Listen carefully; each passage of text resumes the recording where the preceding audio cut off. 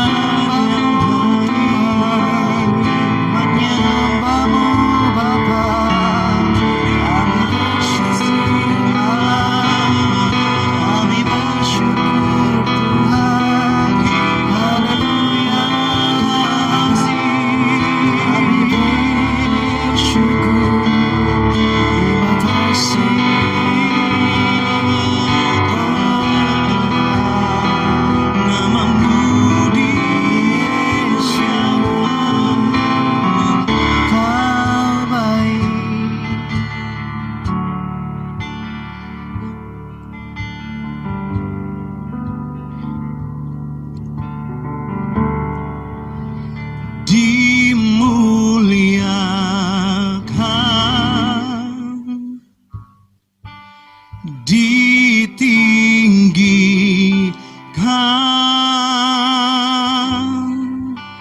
Yesus Tuhan,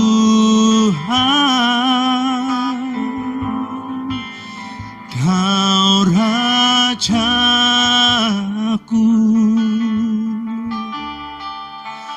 yang bertahta, yang berkuasa.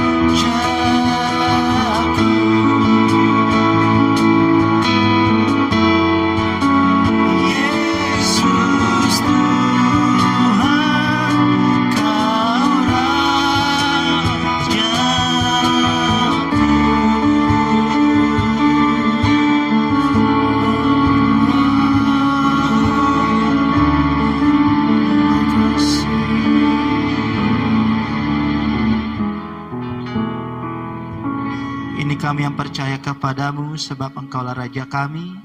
Bila tiba waktunya saat ini kami akan mendengarkan firman Tuhan. Kami percaya Tuhan mengurapi menyertai kami, sehingga firman yang kami dengar itulah yang menjadi kekuatan buat setiap kami, dan kami terus ada mengasihi Engkau ya Tuhan. Kami siapkan hati kami, pikiran kami, dan jiwa kami untuk menyambut kebenaran firman-Mu. Di dalam nama Tuhan Yesus Kristus, kami sudah berdoa dan mengucap syukur. Yang percaya, mari kita katakan, amin. Shalom anak-anak muda yang dikasihi Tuhan dimanapun kalian berada. Kiranya damai sejahtera Tuhan selalu menyertai setiap anak-anak muda. Malam hari ini kita akan belajar tentang kebenaran firman Tuhan dengan tema rancangan Tuhan. Sebelum kita lanjut pada pembahasan tentang rancangan Tuhan, marilah kita buka ayat penuntunnya sebagai berikut. Kita buka kitab kita dari Yeremia 29 ayat 11. Inilah firman Tuhan. Rancangan Tuhan adalah rancangan damai sejahtera, bukan rancangan kecelakaan, untuk memberikan kepada kita hari depan yang penuh harapan. Setiap anak muda pasti memiliki rancangan dalam hidupnya, pasti memiliki keinginan memiliki pekerjaan yang mapan, keinginan mempunyai kehidupan dengan ekonomi yang mapan, ingin memiliki pacar yang cantik dan apapun itu. Hal itu wajar saja ketika seorang anak muda memiliki sesuatu angan-angan. Tapi sudahkah kita sadari apakah angan-angan tersebut sesuai dengan apa yang Tuhan kehendaki dalam kehidupan kita? Kita tidak tahu apa yang akan terjadi akan hari depan. Terkadang kegagalan datang, kesusahan datang, menghancurkan setiap harapan kita. Ketika kita mengalami hal tersebut, ada banyak anak muda, ada banyak dari teman-teman semua berpikir bahwa kegagalan itu datang dari Tuhan. Itu suatu pemikiran, satu konsep yang salah. Tuhan tidak pernah merancangkan kegagalan. Tuhan tidak pernah merancangkan sesuatu yang membuat kita terpuruk. Tapi ingat satu hal, mungkin kita sendiri terlalu menginginkan apa yang di luar kemampuan kita.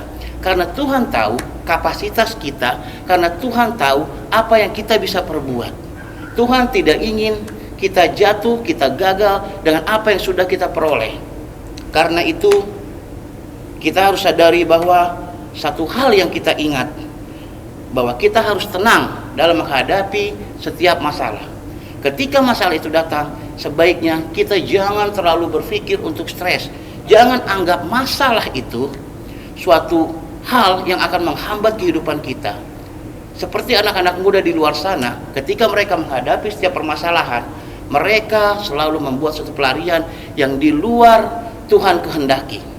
Ada yang mereka lari dengan minuman, ada yang mereka lari dengan narkoba. Tapi saya percaya anak-anak muda yang dikasihi Tuhan, ketika masalah datang, kita pasti berserah kepada Tuhan. Kita datang kepada Tuhan, kita meminta petunjuk dari Tuhan. Setiap anak muda Kristen terpanggil untuk menjadi saksi dalam menjalani kehidupan yang penuh harapan. Karena apa? Kita yang sudah mengenal kebenaran, kita yang sudah mengerti akan tentang firman Tuhan, kita pasti beda dengan mereka yang tidak mengerti akan kebenaran. Oleh karena itu, percayalah bahwa rancangan Tuhan adalah rancangan damai sejahtera. Buang dari pikiran kita bahwa Tuhan selalu membuat kita atau memberikan kita suatu hal hambatan dalam hidup kita. Tuhan, saya katakan sekali lagi, Tuhan tidak pernah memberikan kegagalan, Tuhan tidak pernah memberikan hambatan atau apapun. Hambatan itu Tuhan izinkan terjadi, saya katakan sekali lagi, hambatan itu Tuhan izinkan terjadi pada kita supaya kita bisa lebih dekat lagi kepada Tuhan, supaya kita bisa berharap sama Tuhan, dan supaya kita bisa melihat gimana tangan Tuhan bekerja untuk menolong kita melewati masalah demi masalah, menuju pada satu kesuksesan yang luar biasa bagi masa depan kita yang penuh harapan.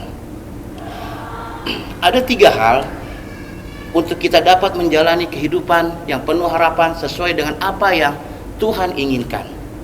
Yang pertama, sebelum kita melakukan sesuatu hal, baik itu pekerjaan, baik itu usaha, hendaklah kita berdoa. kita ambil waktu untuk berdoa. Doa itu adalah membangun hubungan kita dengan Tuhan. Doa itu adalah cara kita bercakap-cakap dengan Tuhan. Kita buka ayat Alkitab dari Markus 1 ayat 24. Apa saja yang kamu minta dan doakan, maka hal itu akan diberikan kepadamu, akan diberikan kepada kita. Tuhan berkata, mintalah apa yang kita minta. Sebelum melakukan pekerjaan, kita minta Tuhan tolong untuk campur tangan. Ketika Tuhan sudah beserta kita, ketika Tuhan terus menaungi kita, percayalah, apapun pekerjaan, apapun usaha yang anak-anak muda lakukan, pasti akan menemui keberhasilan yang luar biasa. Kita lihat tangan Tuhan bekerja dalam hidup kita. Bangun hubungan yang intim dengan Tuhan. Memang orang-orang di luar sana secara kita lihat, mereka tidak memperdulikan Tuhan. Mereka selalu cuek. Tapi lihatlah, Tuhan akan memberikan perbedaan di mana orang yang selalu berharap sama Tuhan dan mengandalkan Tuhan, pasti akan Tuhan buat perbedaan yang jelas. Yang kedua, yaitu bertindak atau melangkah. Kita baca ayat Alkitab di Yakobus 2 ayat 17. Jika iman tidak disertai dengan perbuatan, maka iman itu adalah hakikatnya mati. Ketika kita berdoa, kita harus mengimani dan kita harus bertindak. Tidak mungkin kita terus berdoa tanpa bertindak. Kita berusaha, kita bekerja keras, apapun itu pekerjaannya, lakukan dengan setia, lakukan dengan sabar. Karena apa? Dari hal yang kecil, dari perkara kecil Tuhan berikan kepada kita, maka percayalah, Tuhan akan memberikan kita perkara yang besar. Tuhan akan memberikan kita pekerjaan yang besar. Tentunya ketika kita mengandalkan Tuhan, pekerjaan sebesar apapun, usaha sebesar apapun, Tuhan akan buat kita berhasil. Percayalah anak-anak muda, tetap berusaha, tetap yakin. Karena apa? Ketika kita terus bekerja keras, kita membanting tulang, kita terus bekerja keras dengan kemampuan kita, usaha dengan kerja keras tidak akan pernah mengkhianati hasil. Tapi kalau orang malas hanya bisa berdoa tanpa melakukan usaha, itu sama aja bohong. Anak-anak muda yang dikasih Tuhan, tetap semangat, jangan pernah mengeluh dalam melakukan pekerjaan apapun. Setia dalam pekerjaan kita, pasti Tuhan berkati pekerjaan kita. Yang ketiga, janganlah kita memiliki mental kaleng-kaleng. Tentunya kita semua tahu bahwa kaleng itu ketika jatuh dari tempat ketinggian tertentu dia akan penyok. Demikian juga kita, ketika kita menghadapi setiap masalah, kita langsung melempem, kita langsung tidak bergairah, kita harus mengeluh. Hendaklah kita memiliki iman seperti batu karang. Ketika batu karang dihantam ombak, batu karang akan tetap teguh, tak bergoyang sedikit pun. Demikian juga hidup kita. Ketika kita menghadapi masalah dalam usaha kita, ketika kita menghadapi persoalan yang berat dalam hidup kita, kita akan tetap teguh karena kita mempunyai batu karang yang teguh, yaitu Tuhan Yesus Kristus itu sendiri. Jadi anak-anak muda yang dikasih Tuhan, tetaplah percaya, tetaplah yakin apapun yang kita kerjakan. Jangan kita menjadi orang-orang yang gampangan.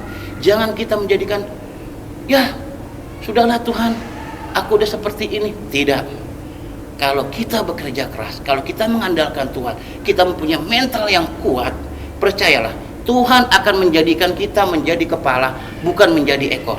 Sebab firman Tuhan itu iya dan amin.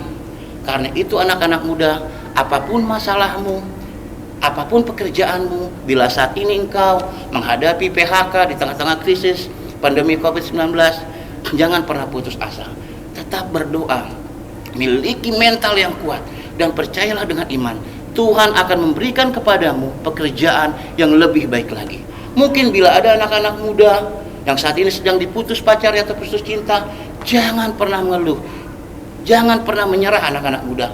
Mungkin anak-anak muda berkata, oh Tuhan, aku terlalu cinta sama dia, aku sudah seperti tukang ojek Tuhan, pagi jemput, siang jemput, malam jemput, kenapa bisa seperti ini Tuhan? Tapi kalau kita mengandalkan Tuhan, kita sadar, mungkin itu bukan pasangan yang sepadan buat kita menurut pendapat Tuhan. Pasti kita tanya Tuhan dan kita berserah sama Tuhan. Percayalah, Tuhan akan memberikan pasangan hidupmu yang lebih baik. Karena itu anak-anak muda di tengah pandemi saat ini terus berharap sama Tuhan. Kita ikuti aturan yang pemerintah tetapkan, kita jaga kesehatan kita lakukan pekerjaan kita, dan kita tetap berdoa.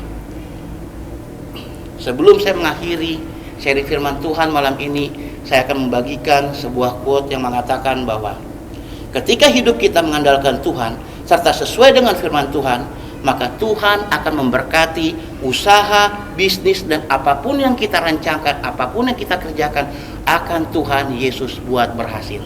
Oleh karena itu anak-anak muda yang dikasihi Tuhan, dimanapun anak-anak muda berada, biarlah mulai malam ini ambil satu keputusan bahwa hidup kita harus sesuai dengan rancangan Tuhan, harus sesuai dengan kehendak Tuhan, harus sesuai dengan apa yang Tuhan ingini, bukan kita ingini.